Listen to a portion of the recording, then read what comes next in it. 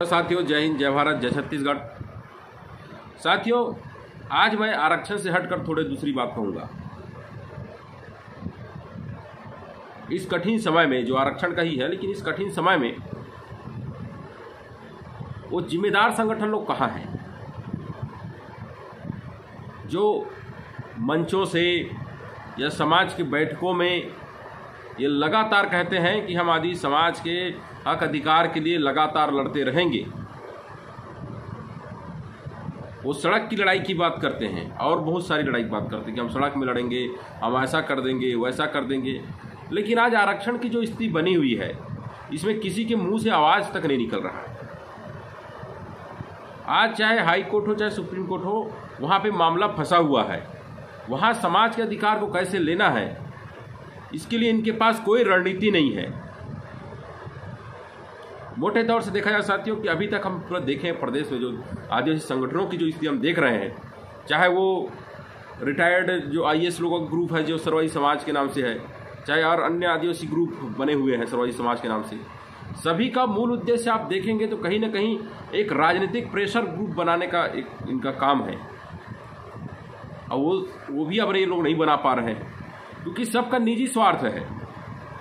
जितने भी बड़े कहना चाहिए संगठन में बड़ा पदाधिकारी बैठे हैं, कहीं ना कहीं सबको चुनाव लड़ने की इच्छा है और होड़ है। और इसी इच्छा होड़ में वो कभी कभी ऐसा भी कह देते कि हम आरक्षण के लिए हम कब तक लड़ते रहें। ये भी मैं बहुत लोगों से सुना हूं, मैं नाम नहीं लेना चाहता हूं,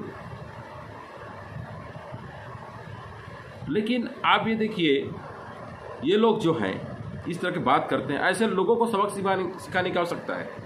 और मैं बाद में बताऊंगा भी ऐसे कौन कौन लोग हैं। जितने लोग इस तरह की बात कर रहे हैं या जो लोग ऐसा कर रहे हैं, इनको भी देखने की आवश्यकता है। हमारे समाज में ये लोग कहना चाहिए समाज के भेदी लोग हैं। बहुत सारे लोग, अभी मैं एक चीज़ और देखा कि जिनका अभी जो 50% का जो चल रहा था, बहुत सारे ट्राइबल के जो संपन्न होंगे, ये मैं बात स्पष्ट बोल रहा हूँ, उनका जैसे 50% के भीतर आने की संभावना है, तो वो लोग चले गए जनरल ग्रुप के साथ कि हम लोग जो हैं अलग तरीके से जाते हैं और जो 12% वाले यदि बच गए हैं वो लोग अपना अलग देख लो। ये बात मुझे पहले पता नहीं था, मुझे आजकल में ये पता चला कि ऐसा भी लोग कर रहे हैं। आरक्षण की लड़ाई को हमारा समाज नहीं लड़ रहा, ऐसा भी हम कह सकते हैं, क्योंकि जितने सारे संगठन हैं सब अपने अपने व्यक्तिगत लाभों के लिए लड़ रहे हैं।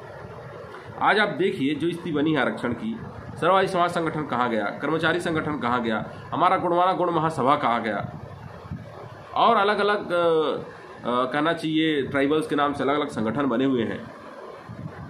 हमारे 42 प्रकार का यहाँ ट्राइबल समाज है, सबका एक एक संगठन है, वो कहाँ है? यह सोचने और विचारने का बात है। छत्तीसगढ़ को देखा जाए तो कोई भी ऐसा जगह नहीं होगा, कोई भी ऐसा विधानसभा सीट नहीं होगा जहां हम 30 से 35 हज़ार की जनसंख्या हमारी ना होगी। ये केवल 8-10 में ना होगी, मतलब ये कहना चाहिए कि कुछ एक सीटों में 30-35 हज़ार होगी, कुछ एक सीटों में, बाकी जगह तो हम 70 से 80 हज़ार तक के लोग हैं। लेकिन हम लोग जो हैं कहना चाहिए राज्य बनने के बाद हमने वो स्थिति नहीं बना पाए अपने राज्य में। इसके पीछे भी कारण केवल राजनीतिक कारण है और राजनीतिक स्वार्थ ही इसका सबसे बड़ा कारण है। जितने भी संगठन बने हैं या बन रहे हैं या बनते जाते हैं, सब में केवल और केवल 1-2 लोग का राजनीतिक स्वार्थ पूरा हो जाता है और वो संगठन वहीं खत्म हो जाता है। साथियों, आप सभी जानते होंगे, कोई भी यदि चुनाव होता है, विधानसभा चुनाव होता है, उस चुनाव में जीत का अंतर कितना रहता है? स्वाभाविक सी बात है, 10,000 20,000 वोटों का ही अंतर रहता है। और हम बहुत सारे लोग ये भी देखते हैं, हम लोगों का ये प्रश्न रहता है कि हमारे कांग्रेस में विधायक है, हमारे बीजेपी में विधायक है, सब जगह विधायक है, ये विधायक बोलते क्यों नहीं है? तो हम जब इस पर पढ़ते हैं तो हमको एक ही चीज़ समझ आता है, जो ये विधायक ये हुआ है, ये कांग्रेस बीजेपी के कैडर वोट से बने हुए विधायक, आदिवासी समाज के वोट से बने विधायक नहीं है। अब इस बात को थोड़ा समझिएगा। कैडर वोट मतलब हमारे इस समाज में कांग्रेसी लोग हैं, हमारे इस समाज में बीजेपी वाले लोग हैं, और वो लोग उनके समर्थक लोग हैं। वो लोग उन पार्टियों को वोट करवाते हैं, वोट करने दिलवाने में उनको सहयोग करते हैं। और उसी के कारण उनको बड़ा बड़ा पद मिलता है। और चुनाव में एक चीज़ होता है कि सभी वर्गों को लेकर चलने की बात होती है, तो हमारे वर्ग के व्यक्ति वहाँ अपनी बात नहीं रख सकते हैं। लेकिन आप ये देखिए, इसका आपको सोचना पड़ेगा, आरक्षित सीट होते हुए भी हमारे आदिवासी हमारे लिए नहीं बोलते। इसका कारण क्या है? वहाँ भी अन्य वर्ग के लोग हैं जिनकी वोट बैंक है। तो हमारे आदिवासी समाज को सोचने की ज़रूरत है कि हम कैसा करें, और जब चुनाव आए तो हम वोट किस तरह से करें।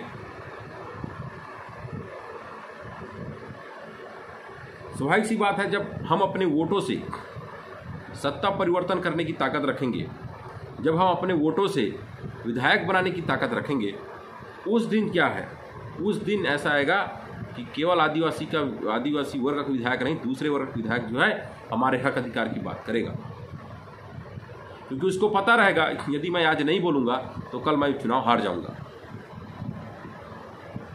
ये स्थिति बनाने की आवश्यकता है इस राज्य में। इतने कठिन समय आ गया, हमारे 29-30 विधायक मुख्यमंत्री के सामने चू तक नहीं कर पा रहे। इसका कारण यही है, जिस दिन समाज वाले विधायक बनाएंगे, जिस दिन समाज वाले किसी विधायक को जिताने और हराने का काम जब करना सीख जाएंगे, वो भी आदिवासी समाज के हक अधिकार के विषयों को लेकर, अपनी नीतियों को लेकर, उस दिन ये प्रदेश हमारे हिसाब से चलेगा। लेकिन बड़ा दुख की बात है साथियों, इस चीज़ को आप देखिएगा कि जितने भी आप अभी देखेंगे सामाजिक कार्यकर्ता के नाम से जितने भी लोग घूम रहे हैं, या तो अभी वो ब्लाइंड कांग्रेसी है या तो ब्लाइंड बीजेपी है। उनका मोटो जो है समाज सेवा बिल्कुल नहीं है। समाज का चादर जरूर ओढ़े हैं, समाज के नाम का संगठन जरूर बना के बैठे हैं, लेकिन समाज हित से बड़ा उनका व्यक्तिगत हित है। और इस व्यक्तिगत हित को साधने वाले लोगों के कारण ही आजादी समाज की स्थिति ऐसी हुई है। आप देखिए, जब आरक्षण के विषय भी था सबके सब शांत थे। जब हम शुरू में गए, हमने अपना विरोध प्रकट किया माननीय प्रेम साहित्य काम जी के बंगले के पास कि ये होने नहीं देंगे, इस तरह की दादागिरी नहीं चलेगी। तो हाई कोर्ट से खारिज होने के बाद लोगों में कुछ हलचल नहीं था। उसके बाद लोग बोले कि हाँ यार कुछ हुआ है, हमको करना चाहिए। तब कहीं जाके लोगों ने कहा कि नहीं, हम इस दिन बंद करेंगे, इस दिन बंद का आह्वान करेंगे। तो हमने कहा कि बंद तो करें आप, लेकिन राज्य सरकार जो है उसी समय से 2016 लागू करने के लिए तैयार हो गई। वो करने ही वाली थी, लेकिन हम उसी समय तुरंत हम सुप्रीम कोर्ट पहुंच गए, इसलिए ये सारी चीज़ रुकी। सरकार जो है आदिवासियों को रौंद कर ये सब काम कर रही थी, और आदिवासी समाज के विधायक और जनप्रतिनिधि मौन बैठे हुए थे। वो केवल बैठक पे बैठक कर रहे थे। जब हमने उस समय भी प्रयास किया तो हमारी बहुत आलोचना की गई, और हमको इसको केस को लड़ने सही ढंग से नहीं दिया गया। यदि सुप्रीम कोर्ट में भी हमारे पास आर्थिक सहयोग ठीक से हो जाता तो हम सीनियर वकील रख पाते, तो शायद आज तक ये केस चलते नहीं रहता।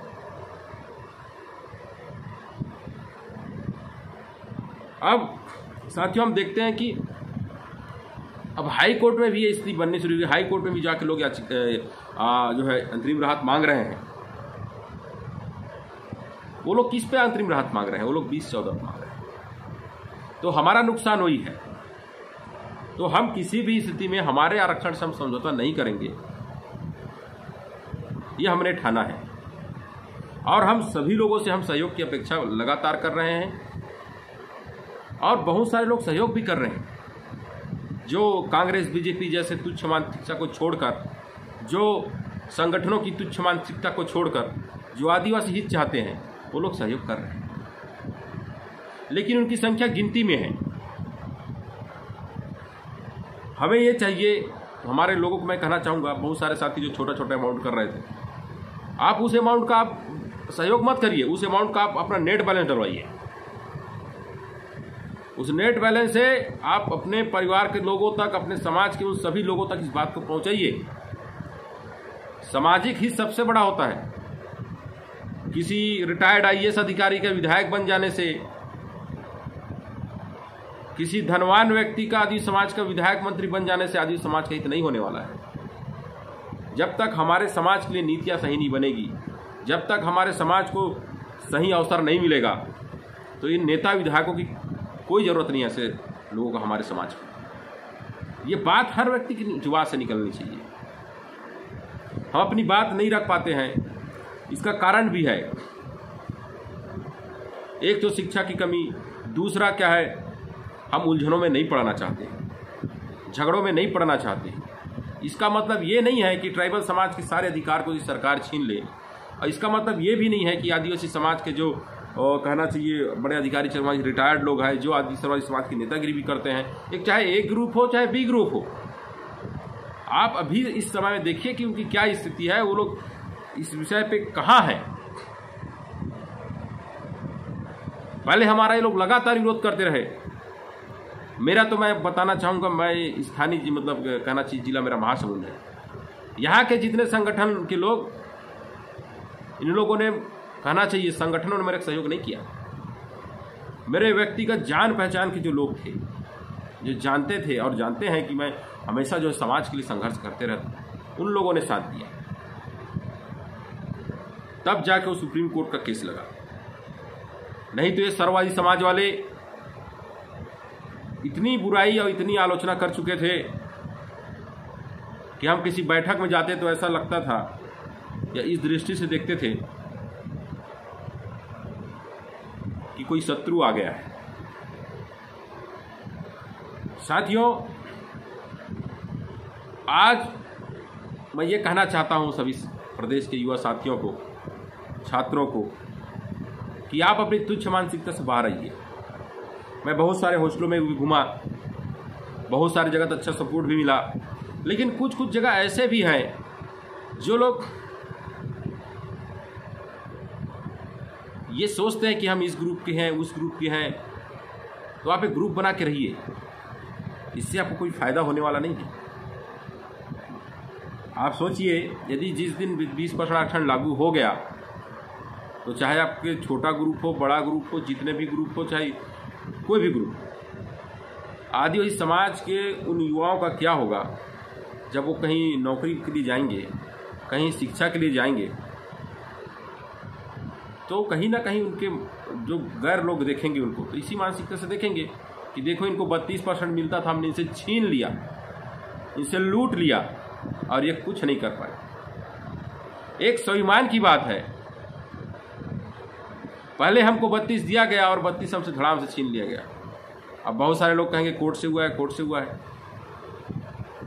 ठीक है, उन्हें देखते इतना ही कहा है ना कि 50 के भीतर होना चाहिए, तो सरकार क्यों ज़बरदस्ती जो है 10 तरह की तमाशा कर रहा है यहाँ पे।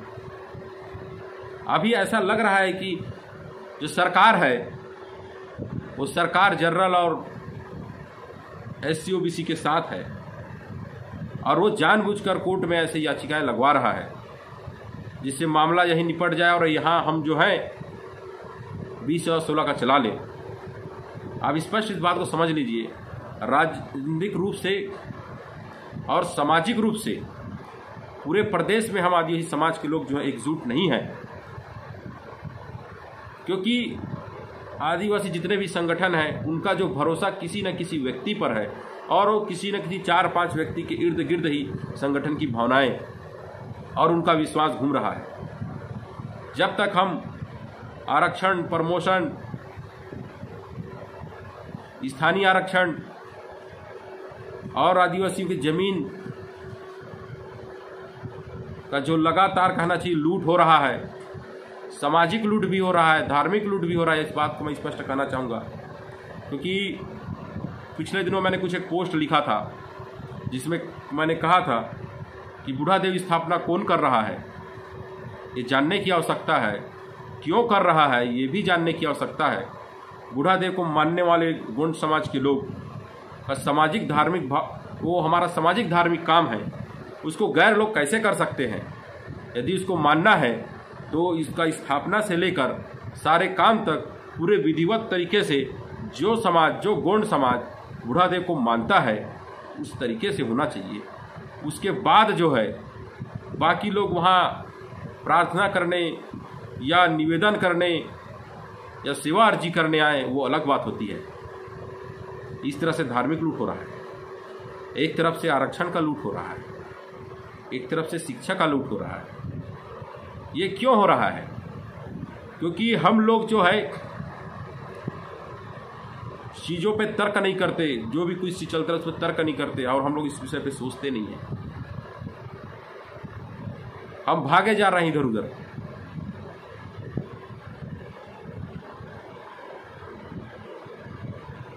मतलब अभी तक हमने जितना समस्या देखा पिछले वर्षों में नहीं आया, पिछली सरकारों में नहीं आया। मैं स्पष्ट आपको कह रहा हूँ, क्योंकि 32 भी हमको 2012 से मिला, और उस जब 32 मिला तो एससी का कम तो किया गया, लेकिन ओबीसी का कम नहीं किया गया। और ओबीसी के वजह से यह 58% हुआ है, ये बात भी कोई नहीं बोलना चाहता, क्योंकि इन लोगों को राजनीति करनी है। मैं हमारे समाज के युवा साथियों को कहना चाहूँगा कि हम अपनी सामाजिक अधिकारों के लिए, हमारे संवैधानिक अधिकारों के लिए हमको एक होना पड़ेगा, नहीं तो प्रदेश के स्वार्थी तत्वों के कारण पूरे आदिवासी समाज को कीमत चुकानी पड़ेगी। मैं आज इतना ही कहना चाहता हूँ साथियों। बात तो बहुत है, लेकिन सोचने का बात है कि हम जब ये मुहिम चला रहे हैं, अभी भी जैसे हम 32% आरक्षण बचाओ मुहिम चला रहे हैं, उसमें सहयोग करने वालों की संख्या कम है। लेकिन मैं ऐसा मानता हूँ कि वो लोग हैं जो चाहते हैं कि 32% बचा रहे, और हम चाहेंगे कि ऐसे साथी जो चाहते हैं कि 32% आरक्षण बचा रहे, वो साथ आए। और जो लोग सहयोग नहीं कर सकते वो वीडियो शेयर करते जाएं, लोगों को बताएं कि भाई आज स्थिति क्या है। आज समाज को धार्मिक रूप से कहना चाहिए लूटा जा रहा है, आरक्षण से शैक्षणिक रूप से, धार्मिक, शैक्षणिक, आर्थिक, आप तीनों चारों जैसा देखा पूरा लूट का ही काम हो रहा है। इसका कारण कौन है? कोई दूसरा नहीं है। इसके कारण वो लोग हैं जो लोग संगठन तो आदिवासी के नाम से बनाए हैं, लेकिन अभी तक ऐसा कोई डिजाइन नहीं बनाया है जिससे कहना चाहिए चाहे आरक्षण की लड़ाई हो, चाहे सामाजिक धार्मिक लड़ाई हो, इसके लिए लोगों को एकत्र कर सके। जो भी इसको करता है, एकत्र करने की कोशिश करता है, उसका एक छोटा छोटा कहना चाहिए निजी स्वार्थ रहता है, और वो स्वार्थ के कारण पूरे संगठन और सारी विचारधारा खत्म कर देते हैं। तो हमको सोचने की आवश्यकता है, किसी भी संगठन में, किसी भी संस्था में सबसे ऊंचा यदि होगा तो हमारा सामाजिक अधिकार है, और जिसके संगठन की विचारधारा सामाजिक अधिकार को पाने की और लड़ने की इच्छा होगी, वही हमारा संगठन होगा और वही हमारा हित होगा। नहीं तो हम तो देख रहे हैं जो लोग बड़े बड़े लोग हैं, आज सर्व समाज कहना चाहिए, कर्मचारी संगठन कहना चाहिए, आज सब मौन हैं। हम उनकी मौन के कारण हम अपने आदि समाज को बर्बाद होने नहीं दे सकते, क्योंकि हम जानते हैं कि वास्तविक स्थिति क्या है। हम गांव में बैठे हम देखते हैं कि वास्तविक स्थिति क्या है। हमारे समाज में अभी आप मजदूर भी देखेंगे तो सबसे ज़्यादा किस समाज में मजदूर होगा तो ट्राइबल होगा, खेतिहर मजदूर होगा। स्कूल के बाद जो कॉलेज ना जाने वाले हैं वो समाज को है तो ट्राइबल समाज है। बहुत सारे लोग कहते हैं, बोलते रहते हैं कि हम भी तो गरीब हैं। गरीब में फ़र्क होता है, इस बात को भी समझने की आवश्यकता है। आप मैदानी क्षेत्र में रहते हैं, आपके कहीं ना कहीं 4-5 लोग आपके परिवार में पढ़े लिखे रहते हैं, लेकिन ट्राइबल क्षेत्रों में ऐसी स्थिति नहीं है। तो स्वाभाविक सी बात है, असमानता तो है, और समानता तो तभी आएगा जब हमारा वर्ग पढ़ेगा, तर्क करेगा, वैसा ही बनेगा, तब तक तो आरक्षण रहेगा ही। और इस आरक्षण को हम खत्म होने नहीं देंगे, चाहे इसके लिए लड़ाई हमको किसी भी तरीके से लड़ने की आवश्यकता पड़े, चाहे रोड की हो। लेकिन अभी कोर्ट की लड़ाई है तो कोर्ट की हम लड़ाई लड़ रहे हैं। जिस दिन ज़रूरत पड़ गया उस दिन मैं हमारे समाज के युवाओं से अपेक्षा करता हूँ कि वो इस लड़ाई में आएंगे, वो बहकेंगे नहीं, वो गुमराह नहीं होंगे,